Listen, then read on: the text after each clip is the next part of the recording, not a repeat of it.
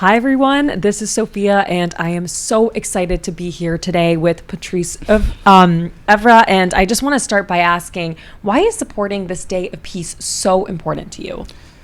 I think being here already, I just want to say thank you because I feel really blessed and grateful. And peace is part of my life. And to having this day and doing it for 22 years now, it's just amazing. I am someone, even if I've been hurt in my life, hate is not part of my life. And peace is really important. Imagine how many, conflict we won't have if we have peace in this world. So that's why I want to say thank you for all the people being work on it. And it's just an amazing initiative. And we will need to maybe peace one life. That will be the next step. Absolutely. And I mean, today is a day of nonviolence. So, can you talk to us more about some of your experiences that fuel your passion to make this world more peaceful? I think, violence, it comes from pain when you're struggling. I born in a suburb in Paris, and where I grew up, it was really tough. I see some of my friends being shot or whatever, but it's like always when people get more than other people, it will always be some conflict. So that's why we need to stop the violence. Actually, yesterday I had for the first time in my life a speech in the UN. Like I said before, the most, Which was amazing. no, thank you. I got too many credit about that, but like I say, it wasn't for myself. It was more like for the kids, for all those billion children. I am just a voice, but it is really important to support them and to stop the violence. With violence, we're gonna go nowhere. So that's why, even if I know peace of one day was able to stop Afghanistan to fight, it's just amazing. Why we in 2022 and we still have war, we need to stop it. And that's why those kind of things are really my focus. And we were all introduced to you through the world of football, but now you are a passionate humanitarian. And I want to know what inspires you and makes you passionate to make a contribution towards humanity's survival. Remember, Sophia, when I arrived, you asked me, "Oh, who are you?" And I say, "I'm still alive." And people laugh every time I say that, but I really believe it. For me, it's a gift. I'm passionate about life. I feel blessed and grateful. That's why people say, "Patrice, you got so much energy," because I feel lucky. Because so many people, they're not anymore in this world. And I'm like, now also is something really important is the climate changing. And it's imperative. It's getting slow. I think many people doing so many effort, but now we need to change that. I've got a place also in Denmark, and you can see the people all aware they are to protect our planet. We are destroying our planet, and this message have to get like stronger and stronger and quicker before we realize it's too late.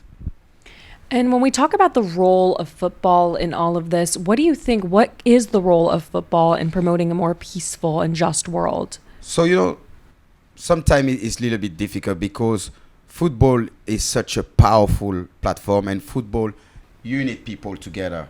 I always say, imagine the fan. They will realize, being living peacefully is more important than fighting over a football match. We already we all already going to win the battle, and this is really important. But sometimes some footballer player, they're young, they're not mature enough to understand, and you need to focus. You need to focus on your job, but use your platform. And that's why I use my platform because I can reach so many million people around the world. And, I will feel guilty if I don't use my platform to spread that positive energy, that peace around the world. And what's your advice to young people like me who also want to use our platforms and our experiences to spread this message of hope and peace? But keep doing what you're doing right now, Sophia. I think at your age, you're 20, no? Yes. Wow, you make me look older. No. Me, when I was 13, I used to beg money in front of shop. But even in that moment, I was still happy. So what's the young generation have to understand? Struggle is real. Struggle is real. You will struggle in your life. No matter, I did my autobiography. I released my autobiography 1 year ago, and people know me as a leader, as the former Manchester United captain, and the captain of the French national team, Juventus, winning more than 21 trophy. But they didn't knew my story. So that's the things I share. I say nothing will come easy in life, but you should never give up. Some people, they will say you can't do that. But you will. I've been in Nigeria, in Lagos, and I went under the bridge in the slum chess. Those kids, they were playing chess game. It was just amazing. And I told them, even if you want to be the president of the universe, even if that job doesn't exist, go for it. Make the sacrifice. I always say, it's easy to be at the top of the pyramid, but to stay at the top, that's when you're going to have to do a lot of sacrifice and believe in yourself. Believe in yourself. Dream. Dream is really important for the young generation. So what I want to say to them, they're not alone. They got my full support, and go for it. Maybe one day you're going to be the president of the United States. You never know. People will say, oh, you're crazy, Sophia. Why? You're not crazy. You just have some ambition. Of course. I mean, you were once a young kid with big dreams, and I think that's how I and so many other young people feel. But for those young people who right now feel scared and frightened and they don't know where to turn to, what's your message to them? How do you hope you can inspire them? Is by talking. I've been sexually abused at the age of 13, and I only opened it recently and say to my mom at the age of 40. Wow. So, because when experience like that, when you have tough moment like that, you feel shame about yourself, you feel guilty, and you don't know if people will believe you. So you need to trust the right person. Sometimes they are not people even from your family. So that's why I say to those people, you're not alone anymore, And it's easy to say, speak.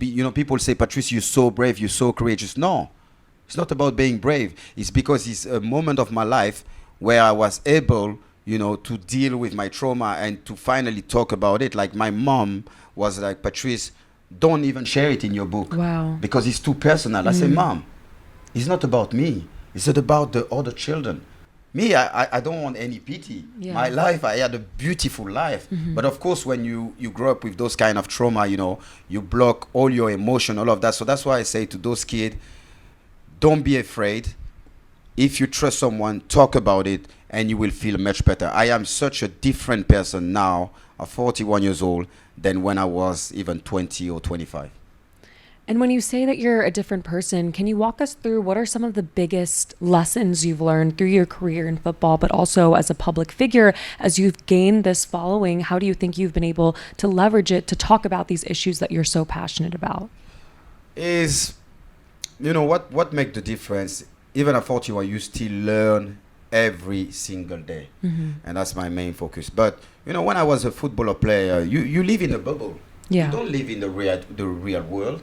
And I was just a winning machine. So my only focus was train, win. That's why I have this great relationship with the greatest manager in the world, Sir Alex Ferguson. But all of that, I was a little bit as a leader, I couldn't show my emotion. For example, the education I had is crying is a weakness. That's what my dad was saying. But now I understand crying is so powerful. Definitely. Before, if I see one of my friends crying because he's watching a movie, I will be like, what he's doing? I can't win the game if this guy is crying over a movie. Yeah. But now the new Patrice is like, I'm going to cry with you. Wow. So I'm just a different man. My emotions are really open. And I'm not afraid to talk, and I don't feel shame about myself anymore. And now that you've experienced all of this and learned these things, how are you going to take it forward? What are you looking forward to the next few years as you use your platform? What I'm looking forward is to make the world a better place, to have an impact on people. I promise you, I've got more an impact on people now than when I was playing. So people, they're like, oh my God, Patrice, I read your book. Oh my God, Patrice, the speech I did in the UN. My phone is burning by message. I'm so proud of you. All of that. So what I'm looking forward is to make sure other people like myself use that platform to spread a really important message around the world. And we need to live in peace. We are all human beings. We are all brother and sister. And we need to make this world a better place. because we're living in a sad world. But I'm positive and I've got hope. So that's my goal.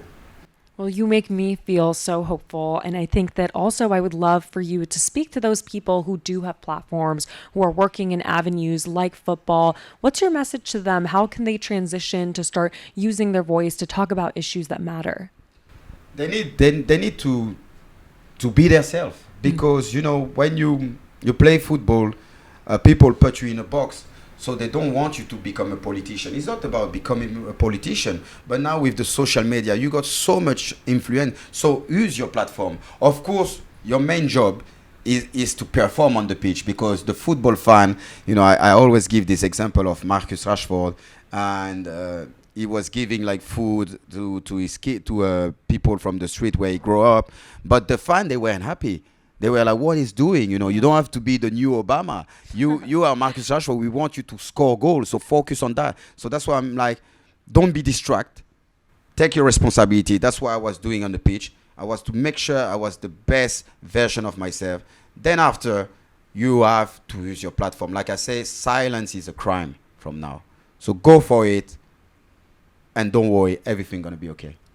And how has your life changed since you started to use your voice, started to share your message? Has it been difficult sharing your story? I create a monster, a positive monster. Don't get me wrong. So many people normally after they retire, people don't even recognize them in the street. But me now is even 10 times more, because I touch the human race. It's okay to touch like the football fan, but now the human being, even like people, they don't watch football, they know me through my social media. I love this game. It's something I always say. I love this game. It's not related to any sport. It's about life. I say sometimes in life, you win, you lose. So it's a positive message. That's why every time I scream, I love this game. No matter I have this interview with you, I can scream like I love this game. I won't. Yeah. I love this game. I'm joking, but the main focus is like to live in the present. If you live in the past, you will live with regret.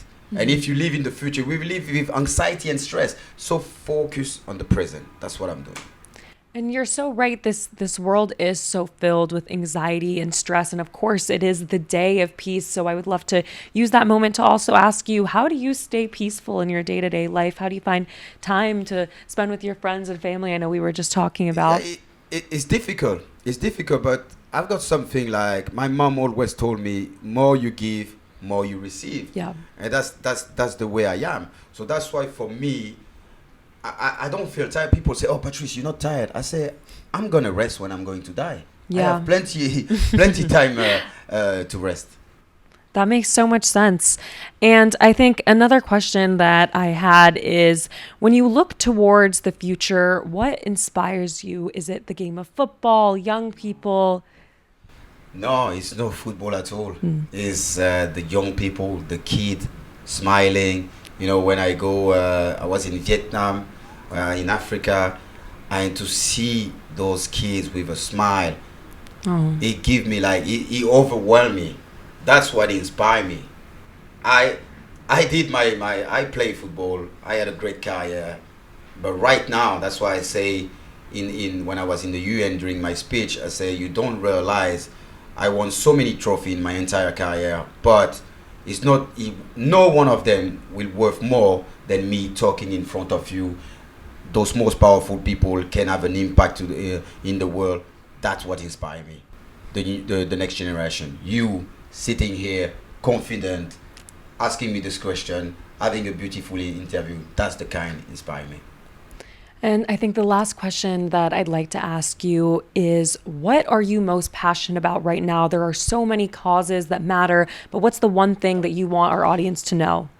No, it's simple. Ending the violence against children is my priority, but mental health, equality, gender, those are the three main focus. But why I start with ending the violence against children is because this is the beginning. This is the most important. I say no one born as a racist person, no child born as an abuser, as a thief, but it's his environment. And that's why we need to stop it from there. Because after, like a kid can become like a drug addict, an alcoholic, but you don't know his past. You don't know, the house he was living. And this is really important. That's why those are the most important. And equality gender. I say women are more powerful and clever than men. You have like 10 years in advance. And I know my friend, they always not happy when I say that. And you know, when people ask me, who is your hero? I say my mom. Wow. My mom, she's my hero. She was the one, you know, she give birth, feeding food to make sure every time I was okay. So mom are so powerful. That's why sometimes when a kid asks me a picture, I ask him always, did you respect your mom? Yeah. If not, he won't get the picture. Oh, good. Simple of that. Well, my mom is also my hero, and it's such a pleasure to speak with you. And I'm sure so many young people and so many people will be inspired by this interview today. Thank you for taking the time. No, thank you for having me. Of course.